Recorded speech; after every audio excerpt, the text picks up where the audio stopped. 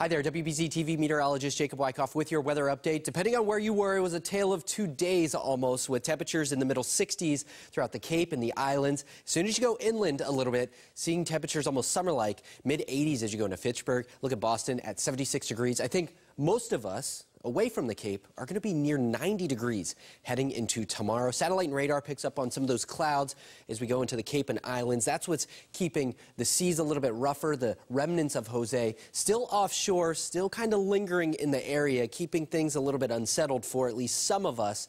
They haven't seen the sunshine in the Cape for about 7 days. They will finally see some relief as we go into the middle of next week, unfortunately. High surf advisory is in place until 6 p.m. on Monday. That strong northerly wind bringing, especially the south-facing coasts, some strong rip current risks and those high seas as well. So if you are hitting the beaches or hitting the seas, you're definitely going to want to take things very cautiously. Hurricane Maria is still a major hurricane with 115-mile-per-hour winds. The pressure has dropped since the last advisory, now down to 950 millibars.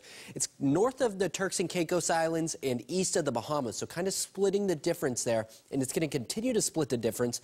There's Bermuda as it makes its way up north, so not impacting Bermuda at this time, and kind of lingering right off the coast of the Outer Banks of North Carolina. This is Thursday at 2 p.m. Notice how it's weakened to a Category 1 storm. Still expecting some beach erosion issues up and down the East Coast, and potentially even as you go into New England by the end and into next weekend, potentially some of those sea impacts too.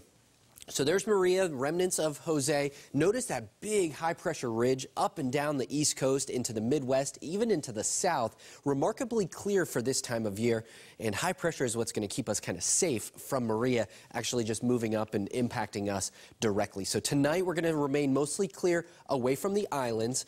Cape seeing some of that cloud cover, temperatures falling into the low 60s. Tomorrow I mentioned the summer-like conditions. Look at this, 90s as you go right along the Mass Pike and into north and west of town, but 60s, that northerly wind keeping the Cape and islands in the upper 60s. They will finally see some sunshine, at least a little bit, heading into the early part of next week. Here's our satellite and radar hour-by-hour forecast, seeing clear skies for the most part as you wake up and head out the door. Again, second the clouds for the outer Cape, and then finally seeing the sunshine a little bit as we go into the evening and into Monday as well.